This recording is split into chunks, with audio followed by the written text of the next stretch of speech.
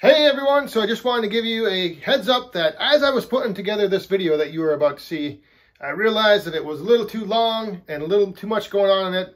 So I'm actually going to break it up into one section being just the splitting, and then the next video will be us finishing up and stacking all the firewood that we split. So just want to throw that in there. So at the end of this video, right after I almost fall down tripping on a little log, right after that, I'll just have a to be continued, and then we'll finish it up in the next video. So just wanted to give you a heads up if, you know, at the end, we don't finish stacking the wood like we said we were going to. Also, I wanted to remind you that tomorrow night is the Back 40 live stream. So if you were there last week, had a pretty good time, great hanging out with you guys, answering questions, chatting, you know, just hanging out on Friday night with all us Back 40 Woodhounds. So if you can, stop on by tomorrow night, Friday night, 8 p.m. Central, each and every Friday night at 8 p.m. Central, the Back 40 live stream. It's a Woodhound tradition. So we'll see you then. Now, let's get on to this video. All right, Woodhounds, you are back on the Back 40 Firewood channel, and I'm back in the woodyard, and today, this big pile of mix of whatever it is, maple, and I think there's a little pine in there. I'm not even sure. But anyway, this is the stuff that it's kind of a little bit longer cut than wood that I put in the roadside stand or in bundles. So all of this is going to be dedicated to going to my personal use for burning in the outdoor wood boiler. Let me show you now the setup that I'm able to do now with my lock on the drawbar with the tractor. So check this out. We've got the splitter sitting next to the wood pile. On the end of the splitter, we have the 5x8 utility trailer. And then at the front of the line, we have the Kioti CK2610 tractor ready to move all the wood we split to wherever we decide to stack it. Some might look at this and say, geez, you kind of look like you know what you're doing now. But I wouldn't go that far. Not yet, anyway. It's taken me a while just to get to this point and figure this out. So, yeah, hold that thought. But the one thing I am looking to do now is some of that stuff I'm going to end up stacking over here with this pile of my boiler wood, filling in this little spot right there. And then the rest of it, I will be putting over there on that pile. So basically, the whole thought process here is, and I know some of you have mentioned this before, to split into the trailer, so then that way I'm not, you know, picking it up off the ground once it is split. The other thing is some of these bigger pieces will fill up the bucket with 3 to 4 pieces only. So then you're like running the splitter for a little bit, shutting it off, moving the tractor, coming back, starting, you know, it just is a lot of running around. This way, what I'm hoping to do is get a fairly good amount of wood split into the trailer and make one nice big trip over to wherever I'm going to be stacking it. But at least this way I can split for a good amount of time, get a decent amount of wood split into the trailer, and if I don't get it all unloaded and stacked today, it's in the trailer ready to stack. You know, I'm not going to have to pick it up off the ground in order to move it to where I need to stack it. So hopefully that all makes sense. It does up here, but again, that's that's questionable. If something's making sense up here to me, it's yeah, watch out.